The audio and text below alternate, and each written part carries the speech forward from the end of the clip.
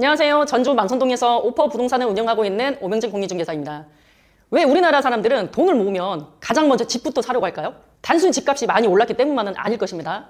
저는 그 이유가 우리가 살아온 역사와 깊은 관계가 있다고 생각합니다. 우리나라는 일제 침략, 일제 강점기와 6.25 전쟁을 겪었습니다. 전쟁이 나면 돈이나 주식은 하루아침에 가치가 없어질 수 있습니다. 집도 무너질 수 있죠. 하지만 땅은 그 자리에 남습니다. 그래서 예전 사람들은 돈은 없어질 수 있어도 땅은 남는다 생각을 많이 하셨을 것 같습니다.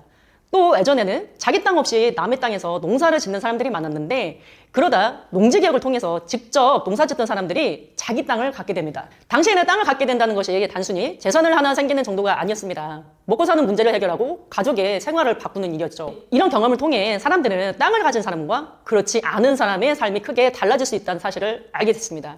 그 뒤 우리나라는 빠르게 성장을 했습니다.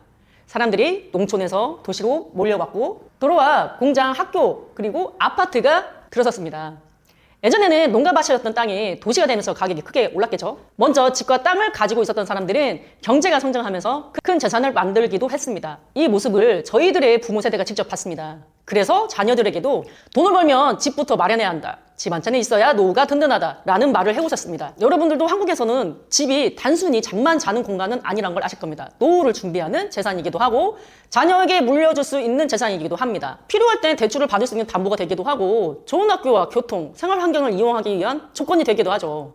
그래서 한국인이 부동산을 좋아한다는 것은 단순히 욕심이 많거나 투기를 좋아해서라고만 말하기는 어렵다고 봅니다. 전쟁과 가난을 겪으면서 집과 땅이 가족을 지켜주는 재산이라고 배웠고 경제가 성장하는 과정에서 부동산을 가진 사람이 실제로 큰 자산을 굴리는 모습을 봤기 때문입니다. 하지만 앞으로도 집만 가지고 있다고 모든 부동산이 계속 오를까요?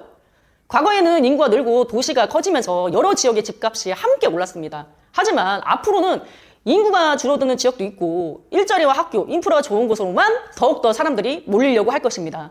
예전에는 비교적 입지가 좋지 않은 집도 시간이 지나면 가격이 오르는 경우가 있었죠. 하지만 지금은 입지가 좋은 집은 가격이 오를 수 있어도 사람들이 찾지 않는 지역의 집은 가격이 정체되거나 떨어질 수 있을 것입니다. 우리나라는 북한과 종전이 아니라 휴전 상태이기 때문에 특히 부동산 소유 욕구가 더욱 강한 것은 아닐까요?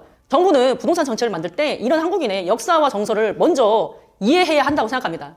사람들이 왜 집을 가장 안전한 재산이라고 생각하는지, 왜 집을 사서 옮기면 재산을 늘릴 수 있다고 믿게 되었는지 그 근본적인 이유부터 살펴봐야 한다고 생각합니다. 단순히 집을 사지 못하게 막거나 집값만 억누르려는 정책보다는 사람들이 부동산이 아니어도 가족의 미래와 노후를 준비할 수 있는 근본적인 믿음이 있다면 사람들의 부동산에 대한 생각도 조금씩 안정감을 찾을 수 있지 않을까요? 부동산의 규제 정책들로 인해서 부동산을 억지로 외면하게 만드는 것이 아니라 부동산 외에도 믿을 수 있는 선택지를 만들어주는 것이 더 근본적인 해결 방법이라고 생각합니다. 여러분의 구독과 좋아요를 꼭 부탁드리며 앞으로도 저는 데이터를 기반으로 부동산 시장을 분석하고 직접 보여드리며 상담 중개를 이어나가겠습니다. 오늘도 좋은 하루 되시기 바랍니다. 감사합니다.